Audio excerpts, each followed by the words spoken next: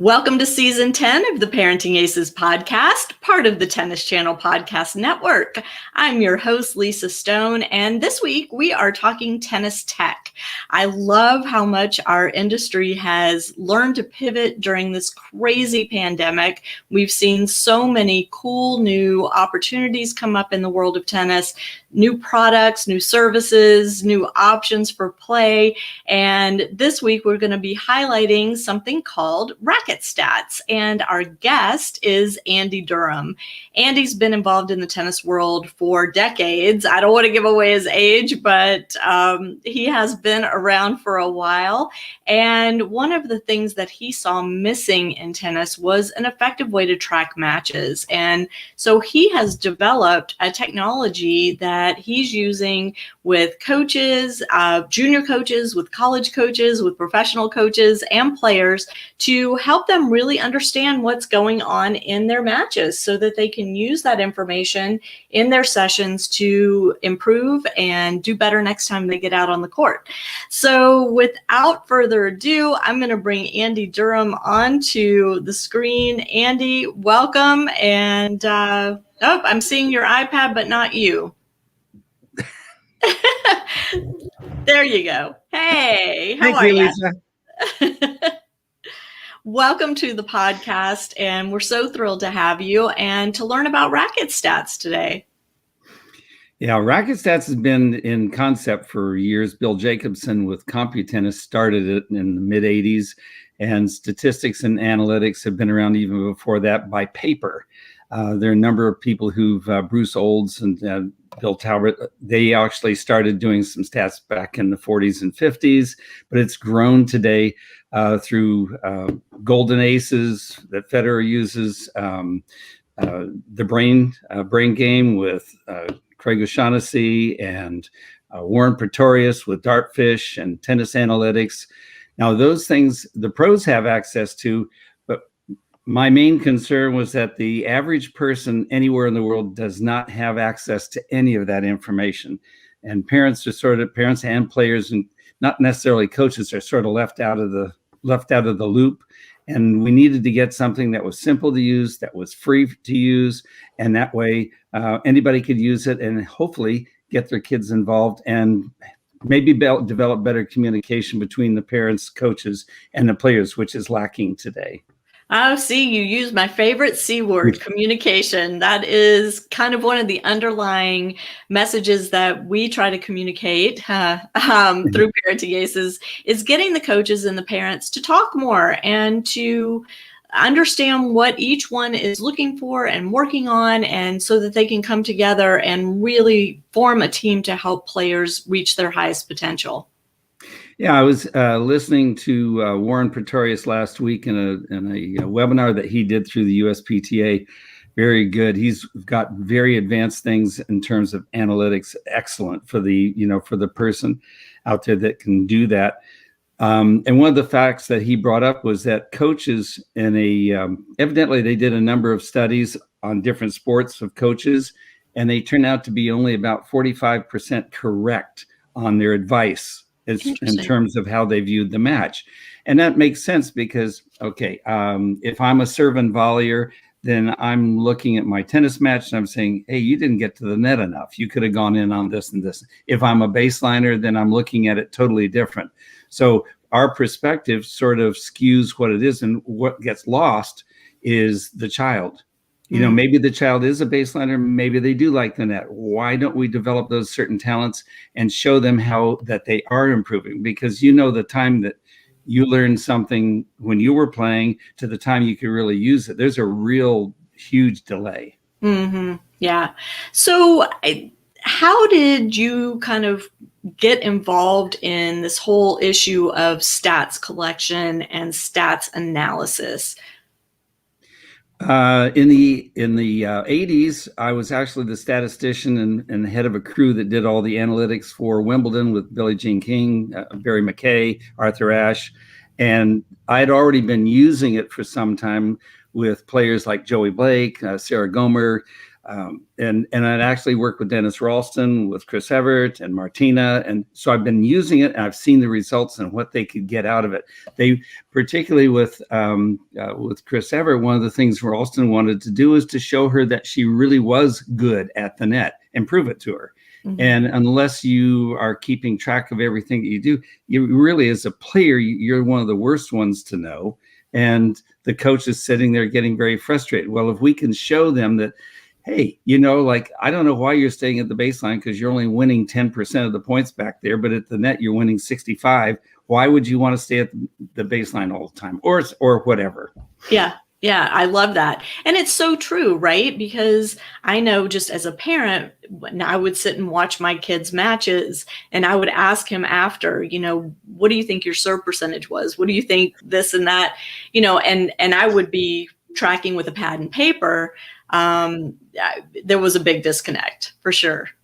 Yeah. And anyway, that was the bottom line. The other one is I wanted to get something that was easy enough to use because there are already half a dozen good apps that are already out there, and each one appeals to a certain way of entry, data entry, and some of them are a little more confusing than others.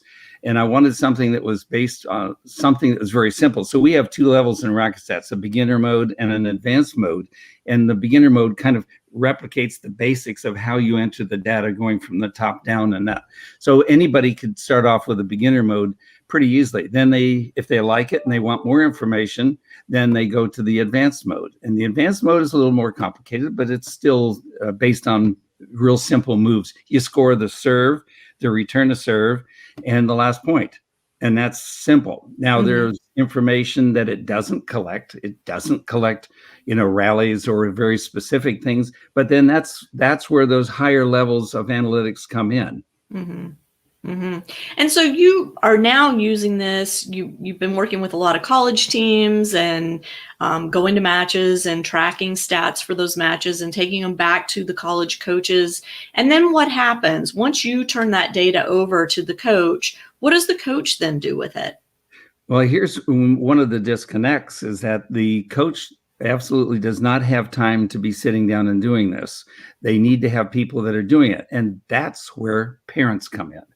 Parents right now they have the role of paying the bills and driving the kids to tournaments, yes. and putting up with all the frustrations of sitting around tennis tournaments all day, but they really don't have an active role.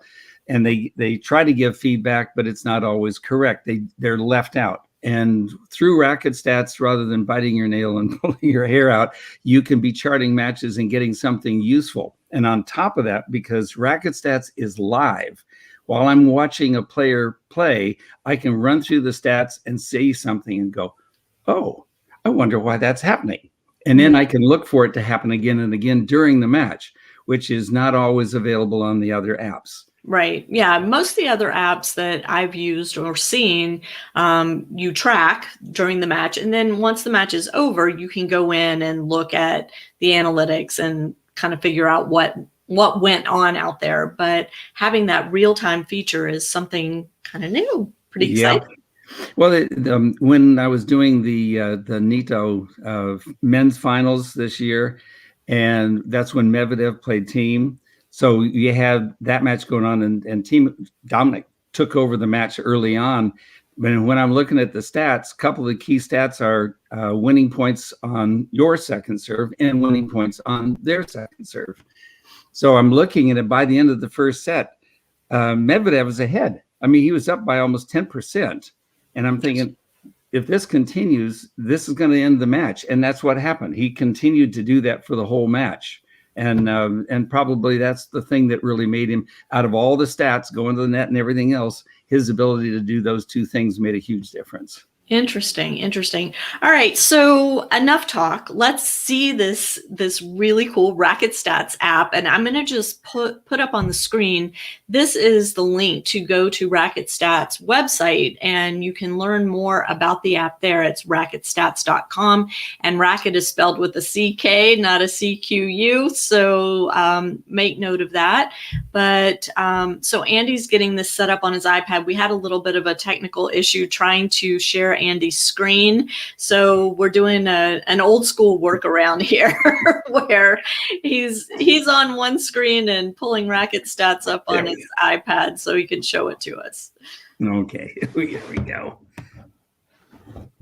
There we go. So I want to say, while we're getting that set up, if you are listening to this podcast on a podcast app, I urge you to come to the Parenting Aces Parenting Aces YouTube channel or to parentingaces.com so you can watch the video and see RacketStats in action. All right, Andy, we're up and let's see what we got here. Okay, after you sign in, this is what you get. And I'm going to run you through just briefly the beginner mode.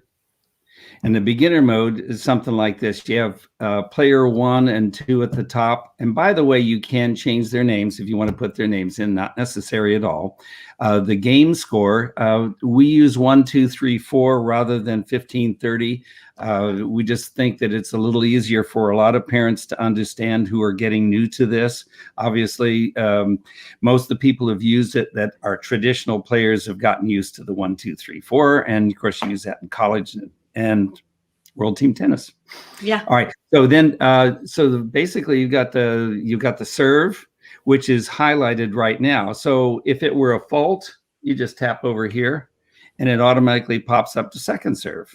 Okay. If that were an ace, we tap this one, and it shows that player 1 wins the point. Next, and bing, you can turn that off if it's making too much. All right, so sorry, I get this. There we go. All right, so so you see up at the top, player 1 has a point. Right. Now, if you lose track of what happened, down at the bottom we have player 1 wins, player 2 wins. So out of desperation, if you don't know, if you didn't see who served or whatever happened, then you go down here and all you have to do is player 2 wins the point, and next. So it's that simple. So okay, let's go ahead and give them an ace. Up here, tap twice. And player 1 wins the point. And we'll give them let's go through a double fault here. My goodness, horrible stuff. All right, double fault, player 2 wins the point, et cetera, et cetera. Now, we could go, there's a first serve in play. Then we could say forehand. That's a return to serve. Mm-hmm. All right. And then player 1 wins the point, or player 2 wins the point. So that's a serve +1 and the point's over. Exactly. So okay, it's very simple. And you'll see when we go to the advanced that it models the same thing. So it's pretty simple. And of course, okay, we got another point here to go. So we'll give point 1 here.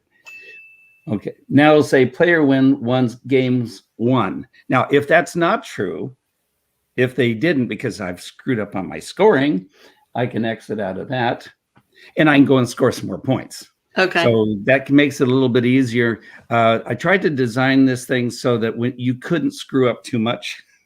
That was always one of my big challenges too, because sometimes when I was track, I would miss a point, or I thought the score was one thing, but in actuality it was something different. And then the game would be over, but it wasn't over in my app. And yeah, especially when you get to tiebreakers and the kids get not only the score wrong, but they're serving in the wrong place. And so this app is designed pretty well. You see in the advanced that we can change, by the way, who's serving just by doing that.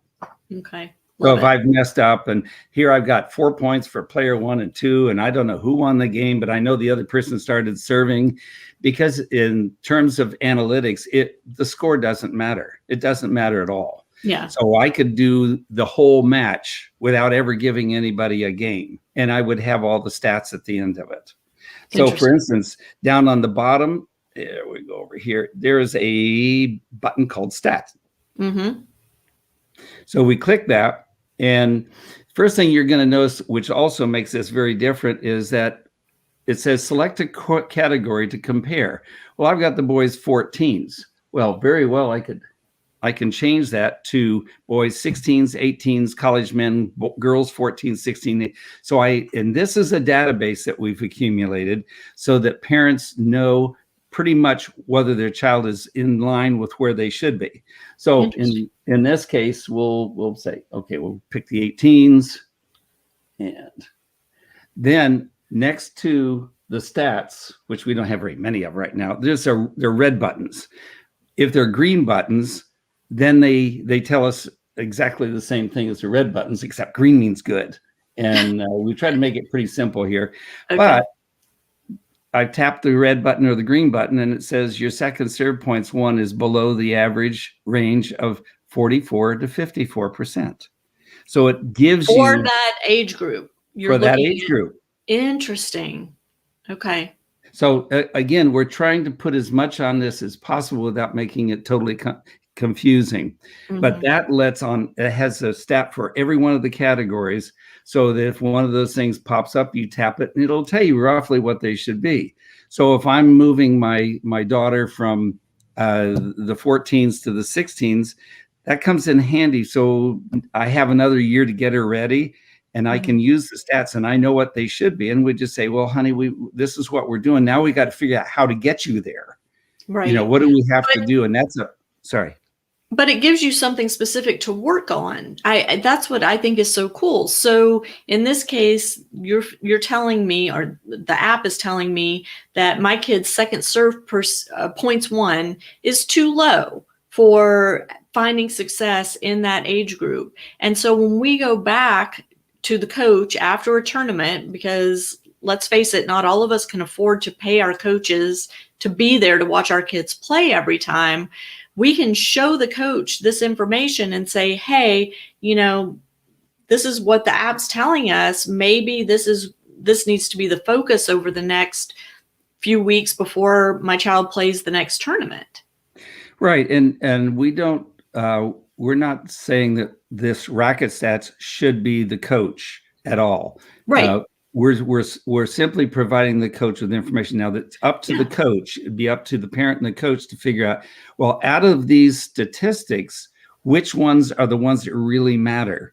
I mean, and we can use this in practice matches, because children don't, if you just leave them to their own desires, a lot of times they don't, when they get under pressure, they just won't perform. Well, they can perform in a practice match, and the coach and the parents can see, hey, look what happened to the other stats along with the one we were working on, because it changes everything. Mm-hmm. So they're all interlocked, and changing your, for instance, one of the biggest problems is got to get your first serve in. Wait a minute. If I just push it in, they're killing me. Right. That's an interesting point, because when Joey was playing the Canadian semifinal juniors, he lost to somebody badly. And we looked at the stats, and it showed that the guy was just pulverizing his second serve. Well, he ended up playing him in the US Open juniors. And we just said, okay, slow your first serve down, get it in, and he won. So, I mean, there are little things like that you can pick up. Now, I would have never, looking at the match, I never would have guessed that. That's an interesting point. So it's not only that you're collecting the data and getting these tidbits of information, but then the coach really has to look at it and figure out which are the important bits of data to take back to the practice court that's then going to result in better outcomes for the player. Right. And I'll tell you another interesting story about analytics back in the day.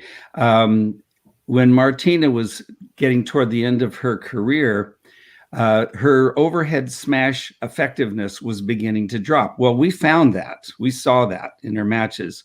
And we simply went to her coach and said, something's happening with her overhead, what it was. Now, you may those of you who are old enough may remember, she used to drop her racket way down at the ground, almost like a serve motion for the overhead. He changed it. So she took it back sort of like Roddick, and her overhead percentages went right back up again.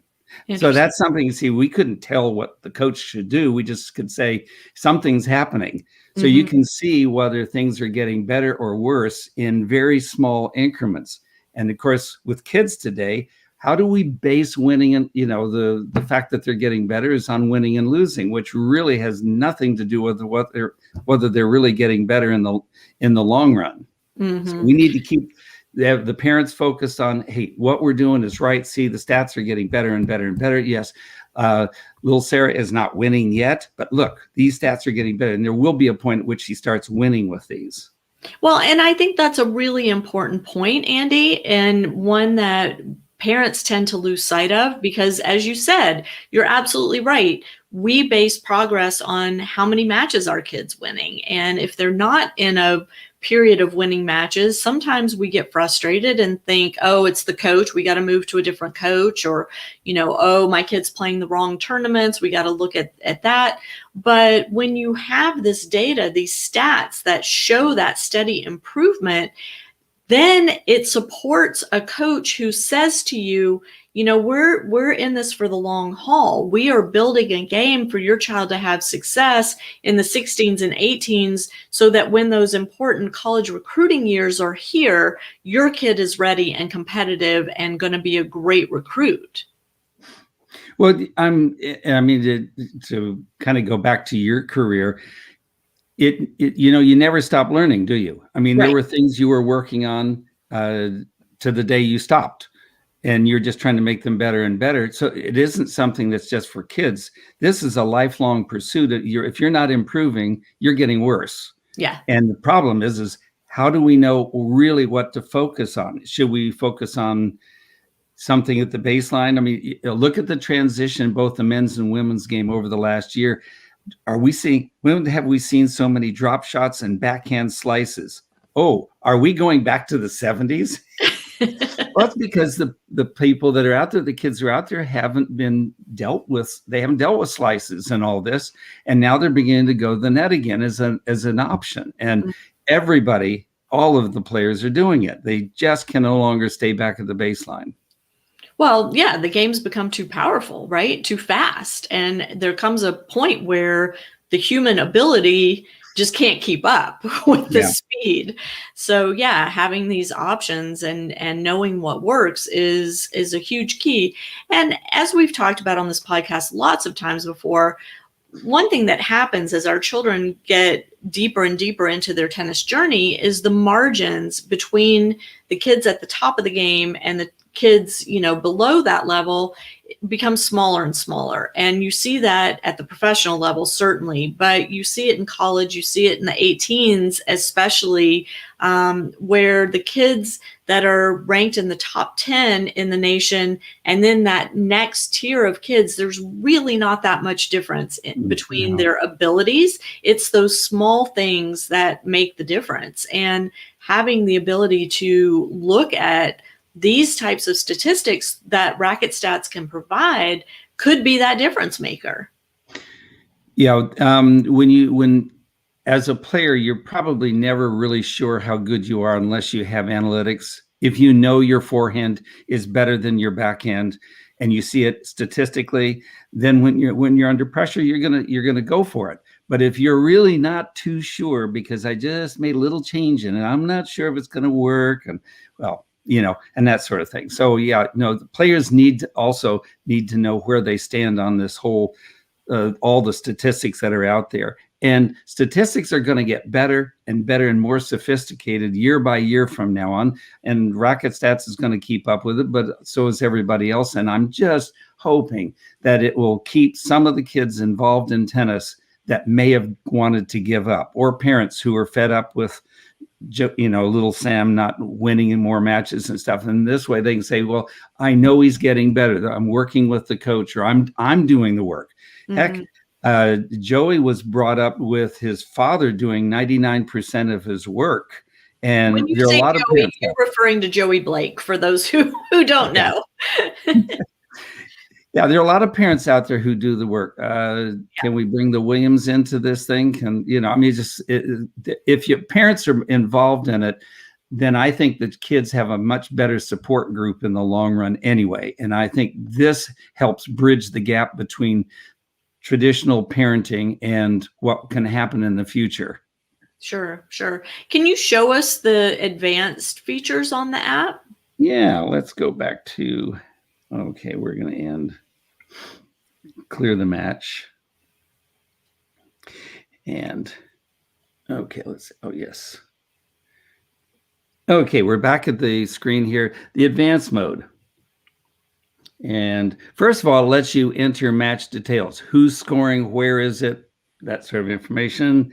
Then we throw in player information, which was not available before. This is something that can be done before the match, during the match, or after the match. So there's no hurry. If you get to a match late, then it's okay. But we get the player's name, their initials, their gender. We're going to add UTR to it eventually, or whatever classification everybody's using. Maybe world tennis number. Yeah, there's so many out there, and we'll probably select one or two of them that are being popularized, because the coaches, it's nice to know. I mean, right now, I think UTR is used more here in the United States than maybe other places, particularly with college coaches. Yes. Yeah, so the UTR would come in very handy. But we have both player 1 and player 2 information here, and then we can go straight on into starting our match. Now, the screen is essentially the same. We have the score at the top. By the way, we can change by tapping the little pencil up here at the top. We can change all that match information, the kids going into it, but you don't have to. Player 1, we can tap the pencil over here and on 2 and get the same information. Who is it? Put the names in. But underneath that, you're going to notice that on the serving side, we don't say serving. Now it's deuce or add for both servers. So anytime, if I score 4 points and then I have to take my 5-year-old to the bathroom or something and come back, and the other person is serving, all I have to do is go over and tap whether they're serving to the deuce or the add court. Statistics don't care what the score is. Okay. So I can do this all day long. Again, I think you need to say that again. Statistics don't care what the score is. Why? Because the score has nothing to do with what statistic. What we're gathering is information, not scoring information. Now, there are pros who like to know what happened at 30-30, et cetera, and I respect that. It would involve a lot of making this a lot more complicated. And it also puts the onus back onto the scorer to make sure it's correct. And right now, we feel that we just don't want parents being under that kind of pressure. This is designed to get basic statistical information out there by maybe friends, maybe teammates, maybe parents. Okay. And putting that kind of pressure where you have to make score. I had to do that at Wimbledon. And if we missed a point and we didn't get it right, we had to go back into it, change the score, change all this stuff around. And in the meantime, 2 more points are played. Right. So I was doing the stats, the scorekeeping stats at the Atlanta tournament, the 250 that's held in Atlanta. That was my job when the tournament first started. I volunteered, and I was so stressed out during the matches because if you just blink and you miss a point, it messed up the whole thing, and you had to go back in. And yeah, it was crazy. Yeah, and it's just anyway. We don't feel.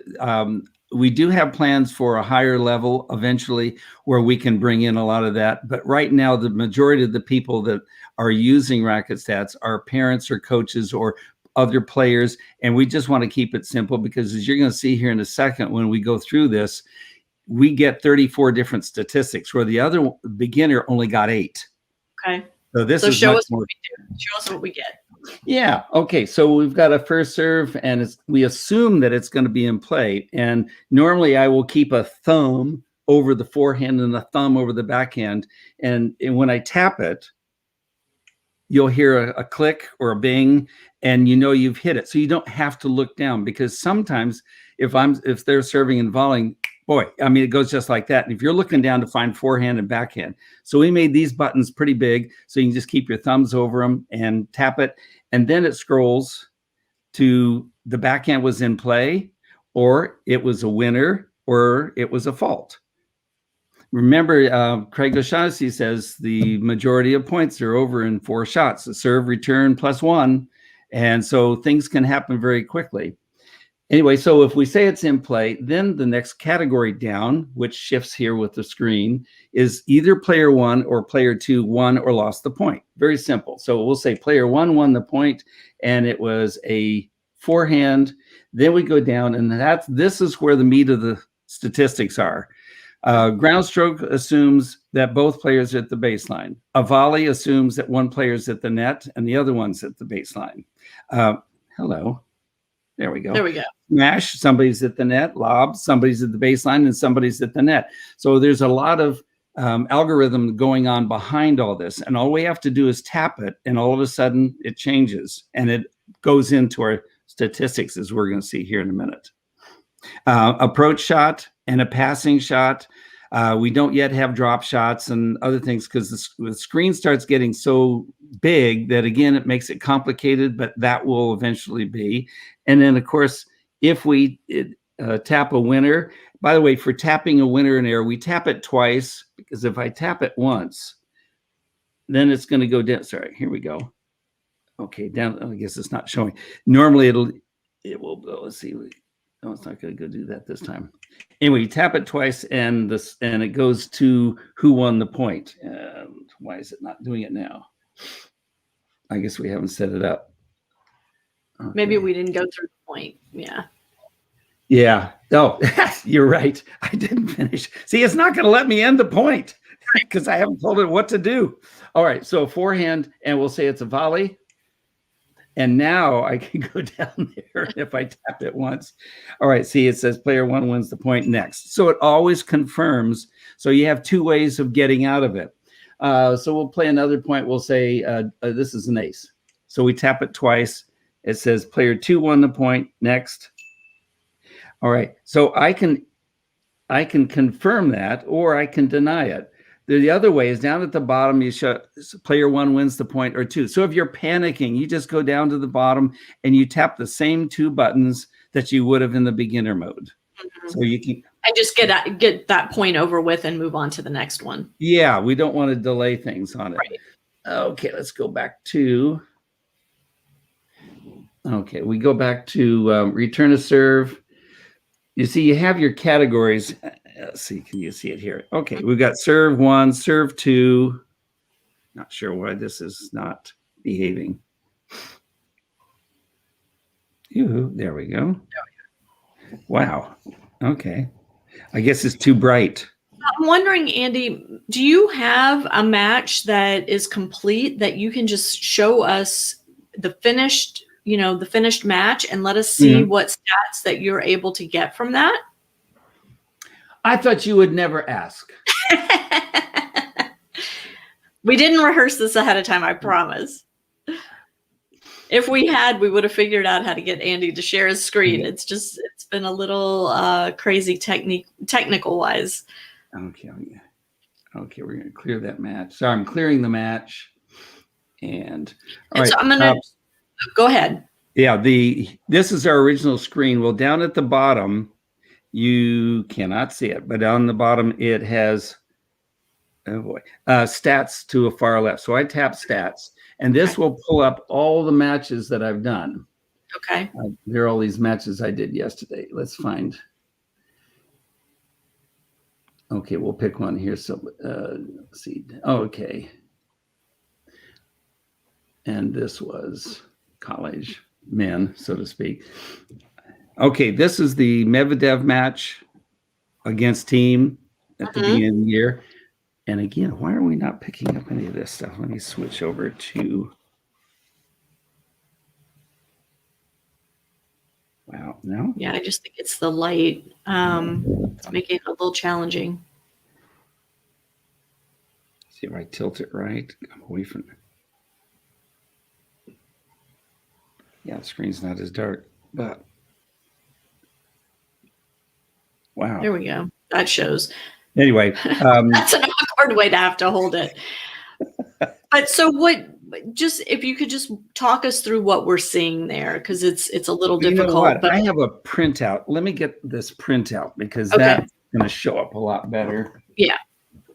And so really the cool thing about this is once you have these stats, you can print them from the screen. So most of us know how, if we have a Bluetooth printer, we can print from our phone. So let's say you have the app on your phone. And just to be clear, this is only available for Android right now. Is that right? It's both Android and Apple. We've got okay.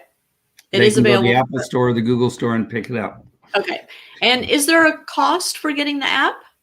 No, right now we've got a 6-month free on both. The beginner, I'm hoping to keep free forever because I want parents to be able to access it anywhere in the world who may or may not have the funds to do it. So right now it's a 9-month free trial on both. So it gives you a good chance to see if it's worth it. It'll be $4.99 a month. Whoop, the price of whatever. A can of balls. Yeah. Here are the stats, and I'm not sure. This is an actual example of the printout. Now, I've highlighted pink and yellow to show when I'm explaining to people the difference on what Medvedev did versus team. And I'll zoom it up here. These are the key statistics that I go by, and that is when we go to, here we go. Second serve 0.1 percentage. This is when when you're serving a second serve, what are your chances of winning it? And you'll see that Medvedev was 53% and team was 44%. That's a pretty significant difference when you're serving second serves. The other one is when you're returning second serves. Okay. So, return second serves, and you can see a huge difference right there. So then you can go into the report, and we have categories: first serve and play percentage, which you see on TV, first serves won and lost, which you see on TV. But what you don't see on TV is the deuce and the ad court split. And I'll tell you a little bit about the deuce ad court split. Almost everybody, unless they know about it, has a deuce ad court split. For some reason, you serve better to one side than the other. Well, we figured out a long time ago that really doesn't have to be, because what it is, it's based on what you do after you serve, because most people get the serves back. Now, what are you going to do with it? Common thing, particularly in the ad court, is that since you've pulled the other player off the court, you always hit to the open court. Oh, that's their forehand. Oh, gee. Yeah. No wonder you lose the point. Unless they're a lefty like me. That's right. If they're a lefty, then the same thing happens in the deuce court. Right. So, it can be little things like that. But if you don't know that it's happening, you can't straighten it out. And I would like to say that most players, once they hear about a deuce ad court split, they can straighten it out on their own almost immediately. Oh, my first serve percentage is too high or too low. Let's experiment. Let's let you go crazy with your first serve. Just bash them all in and let's see what percentage of points you win. And it probably isn't much different than any of the others. But if you just push it back in play, now you're going to start losing points. So let's experiment. I'm a great believer in letting players find their own game. I can shape what they want. I can help show what they think they're good at and develop it. But from a coaching standpoint, you can't just demand that everybody does everything. So you let them experiment with their game. And with RacketStats, you can let them experiment safely because you can see the results immediately. What happens if Johnny goes to the net more often? What other statistics does it change? And this gives a huge leeway for the coach to develop individual, unique lesson plans for every student out there based on what they see in the statistics. Well, and one thing you just said really jumped out at me, and that is letting the kids use the stats to find their game, what makes their game unique to them. And one of the things that's happened over the years, I feel, is we're not allowing kids to problem solve enough, right? We're trying to do everything for them. And some would argue that doing things like tracking stats is another step in that direction of, we're just trying to do stuff for the player. But what you're saying is, no, that's not what we're doing. We're gathering this information, we're sharing it with the player, and then we're saying, okay, take a look at this. What do you see here? What do you think you could do to improve your overall game based on the stats? Where are your strengths? Where are your weaknesses? Let's capitalize on your strength. Let's, make your weaknesses less weak, and let's help you develop a game that's unique to you. And I love that. Yeah, everybody needs to carry something with them, because you can overtrain somebody to the point where they're playing a game they're not even comfortable with. I worked with a girl in England who was a good retriever. She was fast, and in the 12s and the 14s she did all right. Then all of a sudden in the 16s, the kids that were hitting the back fence a year ago were all of a sudden getting it in, and we worked on her ability to adjust. But you know what? It wasn't her. Mm. And she quit.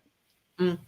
You see, and so because it was just not the kind of game style. Well, had whoever worked with her, and back then, this is long before we had analytics, when you have a child, you've got to base if they want to hit hard and be aggressive, then let them, but also work on the other side as well. If they're more the conservative person, so we see these career changes later on that may or may not fit the player. And with analytics at an early age, we can spot that very quickly and give them confidence so that when they adjust and decide to stay back instead of go in, they know what's going to happen. They can see from their practice matches.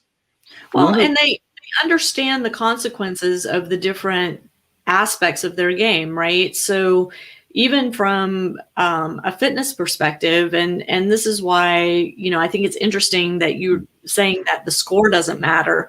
But one thing about score matters, and that is, are the stats dropping precipitously at the end of a match because maybe the player's fitness level isn't there? Mm-hmm. And that would be a concrete way to, as a coach, say to your player, hey, this is why you need to keep working on these other things off the court, because mm-hmm. it's going to help bring those numbers up toward the ends of your matches. And that's an excellent point. That's something that we don't do yet. We don't break it down by set yet. That'll be in our next version. But you bring up an excellent point. What happens through the sets? For instance, how many matches have you played where you wiped them out in the first set, lost the second set, and then we go to the third set, and whatever happens, and you're like, what was the difference between the first two sets? Why did that happen? And the more you as a player know, the more armed you are at taking care of the problem solving that's in front of you. Yeah, absolutely. I'm one of these players that it takes me a warm-up set. So I play a lot of 3-set matches, and at some point I'm going to have somebody use RacketStats on my matches and tell me what the heck I'm doing that I can't seem to win a first set, because the older I get, that third set becomes way more difficult. Well, I think a little bit earlier than you, back in the 40s and 50s, you could play the same way against everybody and not adapt an awful lot. Today, if you are unadaptable, you can't play anybody, because the other players are adapting and they're saying, oh, well, Andy likes to stay back and he has a big forehand, but his backhand stinks. Let's bring him in and blah, blah, or whatever. And they change their games. And this is one of the things that RacketStats, I'm hoping, will help parents and players deal with better, is what happens when I change tactics? What happens when I do these things? And what does it do to the rest of my game? Does it completely fall apart, or, so I need to know before I do it on the court under pressure. Well, and one of the things I recall before Maria Sharapova retired, you would always hear the TV commentators talk about the fact that Maria Sharapova has a plan A and that's it. And she goes out there, and when plan A works, she can decimate anybody. But when plan A goes off, she's in trouble because she doesn't have a plan B.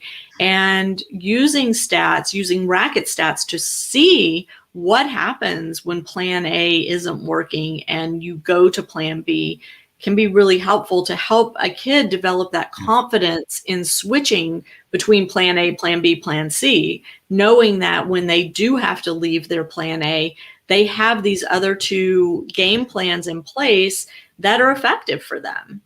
Yeah, I can't think of anything more satisfying to a parent than to sit down and see somebody start off a match one way, and then somewhere through it, when they're not doing too well, they try something else, and then if it isn't working, they switch to something else, or they go back to the original one.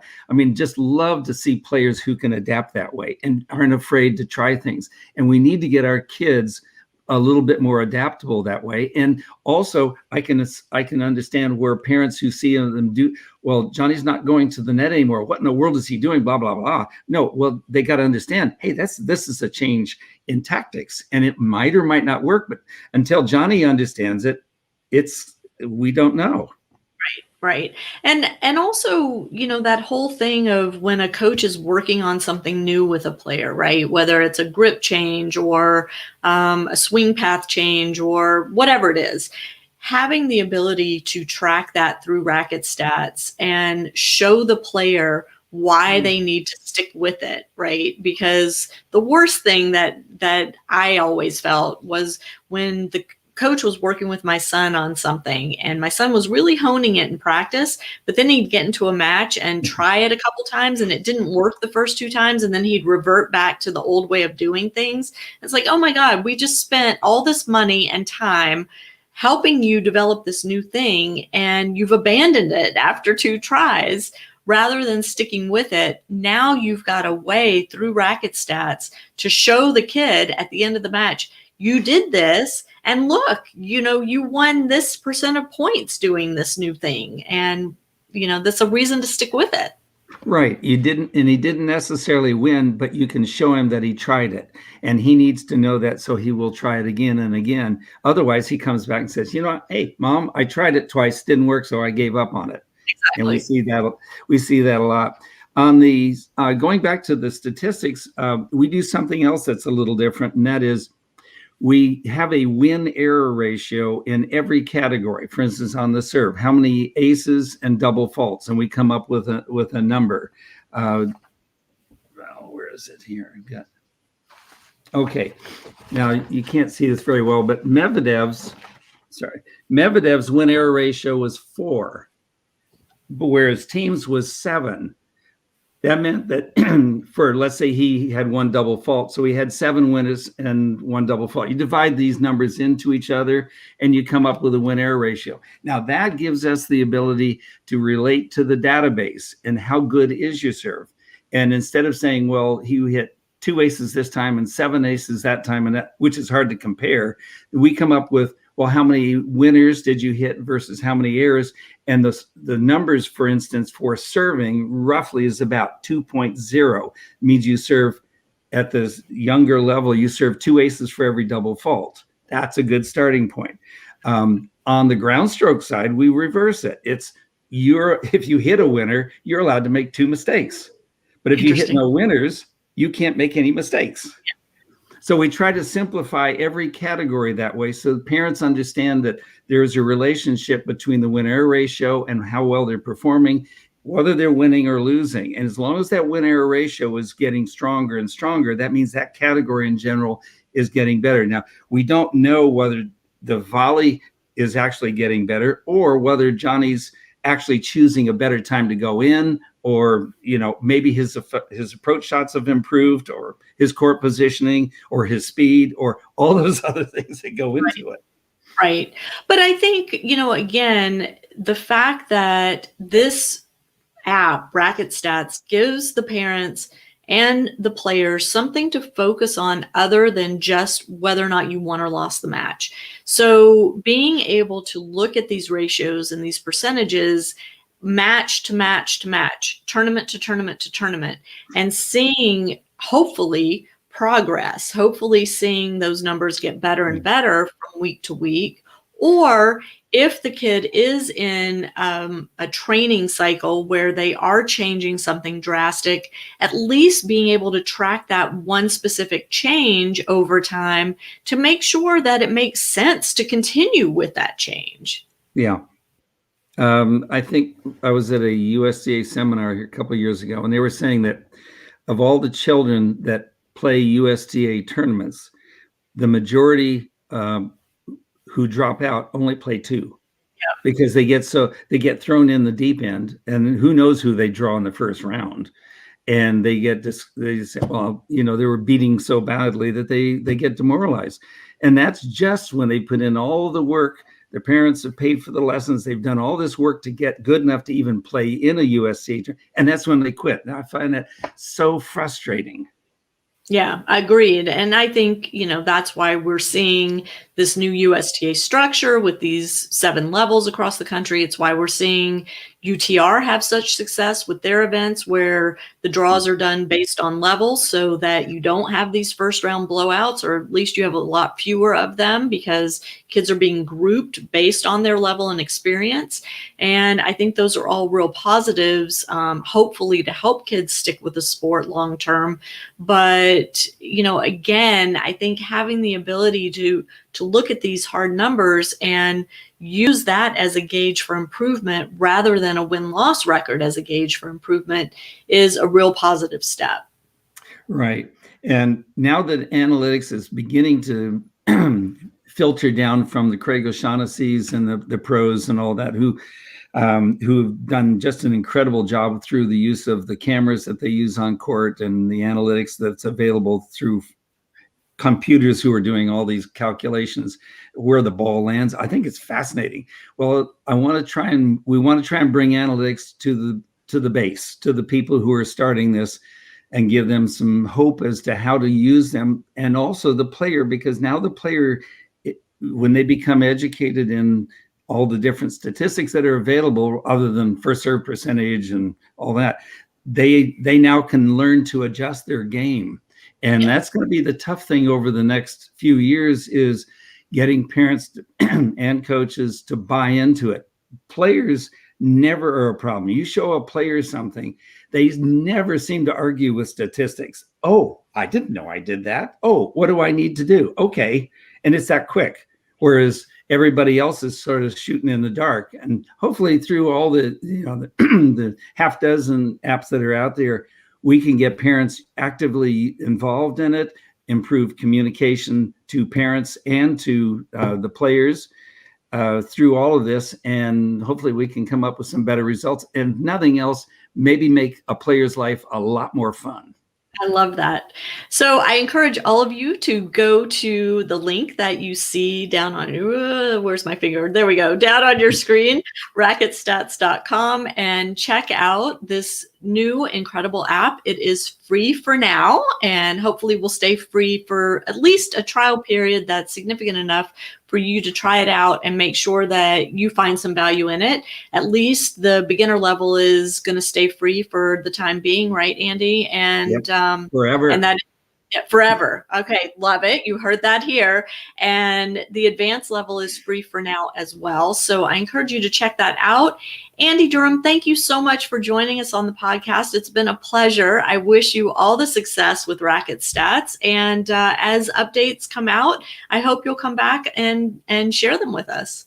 Well, the last thing I would like to mention, and that is, because this is so new, everybody can reach me. I'm available all the time through phone numbers and whatever. Get hold of me if there's any issue that you find with it. We're just in the starting stages of changing to doing an upgrade on this version. I would love to know your opinion about things, where the problems are, to make it even easier for you, because we have the ability to make it easier for you. It's just we're not sure. We've done our part. Now it's up to you to help us. But get back to me, and especially parents, if you don't understand the statistics, you can always text me or email me, and I'll get back to you as to what I think, where I would focus if I were you, and get you understanding the stats better. I love that. And we'll have a link to Andy's email and phone number, if he's willing to share that, in the show notes. So make sure you check those out on ParentingAces.com or on your favorite podcast app and our YouTube channel. Andy, again, thank you so much for joining us. And to our listeners and viewers, thank you. And we will catch you next time on Parenting Aces. Thank you, Lisa.